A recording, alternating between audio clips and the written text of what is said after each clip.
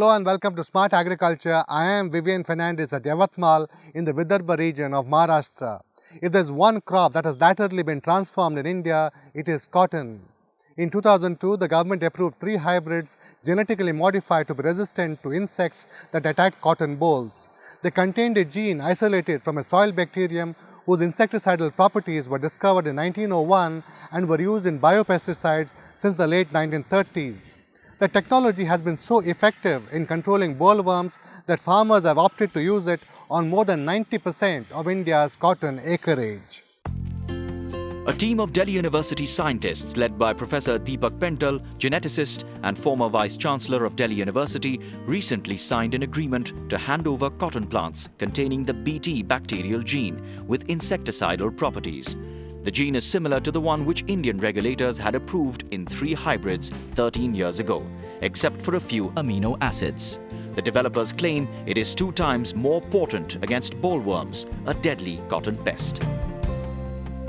They have to backcross this over the next 2-3 years into their best varieties. If those varieties are given to the farmers by the agriculture departments, we don't ask for anything. If they commercialize it, then we have some share of the royalty which will come to the university. Nagpur's Central Institute of Cotton Research, or CICR, is the recipient of the cotton plants. It has straight varieties and hybrids suitable for the low rain and unirrigated conditions of central India. Straight varieties are those whose seed farmers can save and sow, unlike hybrids, which lose vigor if reused and have to be bought every year. Private companies only offer Bt hybrids so they can recoup investment and make a profit. Ironically, CICR seeds have been edged out of the market because they do not have the protective Bt gene in them. It hopes to claw back the acceptance they once enjoyed. It will have to grow the genetically modified plants in field conditions, test them for biosafety over 3 to 4 years before obtaining regulatory approval. Our main aim is to bring the gene into some of our best elite varieties. It's important to understand that before the introduction of Bt cotton, nearly about 60 to 70% of entire India's area was under the public sector varieties and hybrids. Primarily about 60% of the area was under the straight varieties. Now, these elite varieties were very good. If they would have had Bt, even then, in my view, the yields would have been quite easily more than what we are harvesting today. So these elite varieties must be brought back, which is very important. Punjab Agriculture University, which addresses the northern cotton zone, has been already on the job. It is developing hybrids with a private Bt gene. In April, it signed an agreement with Pental's team to render its reusable cottonseed varieties resistant to bollworms. Dr. Deepak Pental gene we will be using for development of varieties so that we cater to the bigger farmers, I will say. Larger farmers having a larger land holding and small hand holding. Bt cotton hybrids are the rage in India. They are sold on more than 90% of India's cotton acreage. According to CICR, 1,667 of them have been approved, from 3 in 2002. There are those who say the choice is confusing, but seed sellers say the farmer is king. They are discerning, and village stores do not stock so many brands as made out to be. हर साल ये कंपनियां अपनी varieties वापस ले लेती है, नई variety market में डालती है. क्या क्या नाम से, ब्रह्मा, क्या क्या नाम से अलग अलग है, भगवान का नाम डालकर, क्या कहाँ पे जेम्स बॉन्ड के नाम का भी हाइब्रिड है. हाँ, हर साल चेंजेस, एक नया पैकेट लाके उसका ट्रायल देख लेने का, अगले साल उसको लेना नहीं लेना बाद में सोचने का. अच्छा क्रॉप रहा तो अगले साल उसको लगाने का ज़्यादा. Vijay Mahadev Nivar of Yavatmal in Vidarbha is a big farmer who boasts that he had distributed pirated Bt cotton seeds from Gujarat a year before the government had approved them in 2002. A member of the Shetkari Sangathan, which wants minimal state interference in agriculture, he says they had little patience with the long-winded regulatory process and the politics that was holding up approval of Bt hybrids. An engineer by training and a progressive farmer, Nivar does not quite agree with CICR that India is over-dependent on hybrids and rain-fed areas like his, which is half of India's cotton acreage, should opt out. जो हमारे पिताजी थे वो भी variety से hybrid तक shift हो गए। ऐसा नहीं हुआ कि एक दिन की प्रक्रिया नहीं है कि कोई भी आके हमको समझा दे कि ये करो वो करो, लेकिन ये तो हम सुनते हैं, लेकिन हम खुद एक्सपीरियंस करते हैं कि यहाँ सॉइल कौन सी भी हो, हल्का हो भारी हो, हाइब्रिड सीड हमको ज़्यादा भाता है, उसकी प्रोडक्टिविटी ज़्यादा हमने महसूस किया है। The wide adoption of BT seeds despite their high prices speaks for their endorsement by farmers. BT is a protective gene, not a production gene, but it has delivered multiple benefits. हाँ नहीं, फायदा तो हो रहा है, BT से फायदा हो रहा है, उत्पन्न ज़्यादा हो रहा है, फसल ज़्यादा हो रही है। उसके अंदर जैसे कि 8 क्विंटल होने का 4-6 क्विंटल होने का 10 क्विंटल तक होता है। अच्छी मशक्क़त करे और अच्छा खाद वगैरह अच्छा दिए तो 15 क्विंटल तक जाता है। क्रॉप अच्छा होना लगा है, क्रॉप अच्छा होकर खर्चा भी उसके पीछे बढ़ गया। पहले जो खेती करते थे वो एक अपने पुरानी जो लोग थे, जैसा अपने बाप दादा, वो पेड़ देते थे, पेड़ने के बाद में करके उसको कुछ किया, यानी स्प्रे की ये नहीं थी उसमें, तो थोड़ा बहुत पकता था, यानी ये प्रमाण में नहीं पकता था। आज बीटी का आने के कारण से उसमें करके अभ्यास, उसके ऊपर स्टडी अपने करना पड़ता है, किसको क्या देना चाहिए, किस वक्त में क्या। हर एक किसान स्टडी नहीं करता, लेकिन स्टडी करके अगर खेती किया तो उसमें लॉस नहीं आता। By reducing loss to pests, it has more than tripled India's production from 10 million bales in 2001-2 to 35 million bales this year. The assurance of plant protection and extension of irrigation has increased area under cotton from 9 million hectares to 12 million hectares during this period. From being an importer, India has turned exporter. Exports have increased from 500,000 bales to 7 million during the time, after hitting a peak of 13 million in between. Insecticide usage for bollworm control has fallen 20-fold from 4,470 tons in 2002 to 222 tons in 2011, according to CICR. This dramatic reduction has contained the overall insecticide load on cotton, despite a 3-fold increase in sprays against sucking pests, which are not targeted by BT and against which resistance can be created even through conventional breeding. The Central Institute for Cotton Research is propagating a farming practice which it believes will help farmers avoid bollworm infestation entirely or very substantially. It recommends growing short duration early maturing varieties that can cheat bollworms by putting out cotton bolls before the pests arrive every season. It also advises very high density planting, about 10 times the Indian norms, to make up for fewer bolls per plant. This means using cheaper state varieties whose seed farmers can save and reuse, unlike costlier hybrids that have to be purchased every year. It says it's persuaded only by economics and the science, but its stand has provided grist to ideologues who are opposed to private enterprise and free markets. Mahatma Gandhi made Sevagram in Wardha his home after the Dandi March and the Salt Satyagraha. Here he lived an austere life, wearing homespun and working the charkha. He had come to Wardha at the invitation of his industrialist benefactor Jamnalal Bajaj, who had set up Shiksha Mandal, a charitable educational trust. It is through the trust that CICR is trying to win back rain-fed cotton areas in central India to its agronomic philosophy of high-density planting of early maturing varieties. आज हम जिन तंत्रों की बात कर रहे हैं वो resource poor farmer इस्तेमाल नहीं कर सकते, और ये दूसरी बात भी देखनी चाहिए महाराष्ट्र में कि हमारे यहाँ पे बारिश सितंबर के बाद में ख़त्म होती है। जब पौधा बढ़ता होता है तब उसकी पानी की ज़रूरत कम है, पर जब पौधे में फूल और बोल लगने शुरू होते हैं तब उसकी पानी की ज़रूरत दुगनी हो जाती है, दुगनी से ज़्यादा होती है। बारिश तो हम नहीं ला सकते, तो असिंचित किसानों के लिए जिसमें वो कम खर्चे में मुनाफा ले सके, इसके लिए इसके अलावा कोई और तंत्र नहीं है। Ajay Vittobaji Ambore is a farmer whom the Shiksha Mandal has persuaded to try out CICR's non-BT seeds, which sell for 150 rupees a kilogram. The seeds must be that cheap for high-density planting of at least 44,000 plants per acre to be viable.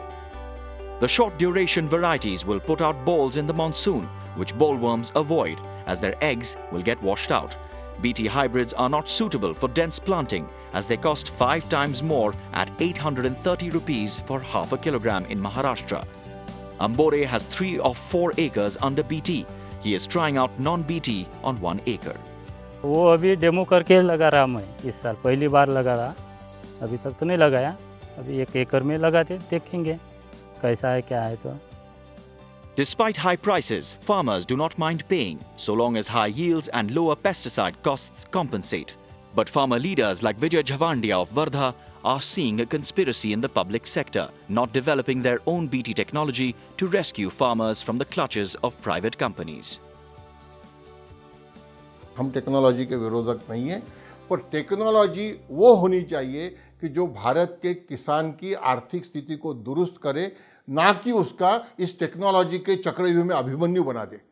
आज भारत का किसान इस technology के चक्रव्यूह में अभिमन्यु बन गया है. वो अंदर घुस तो गया है पर उसके बाहर नहीं निकल पा रहा है. ये बाहर निकलने का काम करने वाला जो कृष्ण है वो भारत सरकार होनी चाहिए. Then there are Gandhians like Narendra Misal, also known as Bala Sahib, who frown on BT technology and chemical fertilizers. For them, cotton growing is a political statement. They are not fixated on yield and output, but what is left on the table. High-yield agriculture gets their thumbs down if they have to pay a price for it. लोगों का जो मानसिकता है कि ज़्यादा से ज़्यादा yield आना चाहिए, उसका वास्तविक रूप से देखा जाए तो उसका खर्चा भी ज़्यादा होता है. बीटी जो लोग भी बीटी लेते हैं उनका खर्चा भी ज़्यादा होता है. और मीडिया और एडवर्टाइजमेंट का भी ज़्यादा प्रभाव लोगों के ऊपर है. बीटी का एडवर्टाइजमेंट जो भी मार्केट में चलता है उसका इफ़ेक्ट ज़्यादा है. इस कारण भी लोग बीटी के और ज़्यादा मोड़ रहे हैं. हम लोग उस दृष्टि न रखते हुए में कम से कम खर्चा भी हो और इनकम साइड ज़्यादा इनकम अच्छा मिले, इस साइड से हम सोचते हैं. We slip into a break. When we return, we proceed to Saurashtra to inquire whether this year's price slump will endure and what it means for the cotton economy. Stay with us. You're watching Smart Agriculture.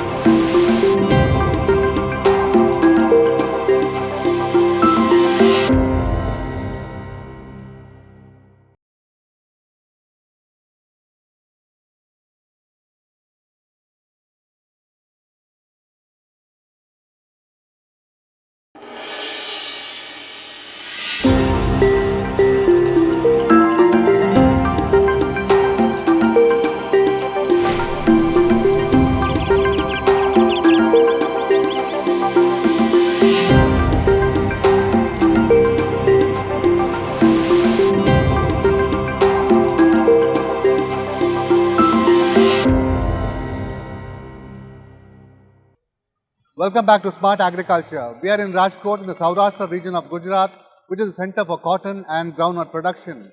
This is where cotton farmers protested earlier this year when prices fell, forcing the government to intervene. With global prices of most commodities at multi-year lows, cotton prices are unlikely to recover to the peaks seen a few years back anytime soon. If seed companies want farmers to stick to cotton, they'll have to find other ways to compensate. Raghavendra Singh Ji Jadeja belongs to one of Saurashtra's 222 erstwhile princely estates that were welded into the Indian Union after independence. A breeder of pure Gir cattle, he has their tree lines going back 98 years. He is similarly meticulous about agriculture. For the sake of costing and accounting, he has divided his 150-acre farm into a grid of 1-acre plots, for each of which he keeps elaborate records. Jadeja is like the long-term investor who does not go by daily market movements, but hedges his risk by growing a portfolio of commodities. Despite the slump in cotton prices, he is not shifting out of it. हमारे जो plantation farm का है वो fix cropping multiple cropping है.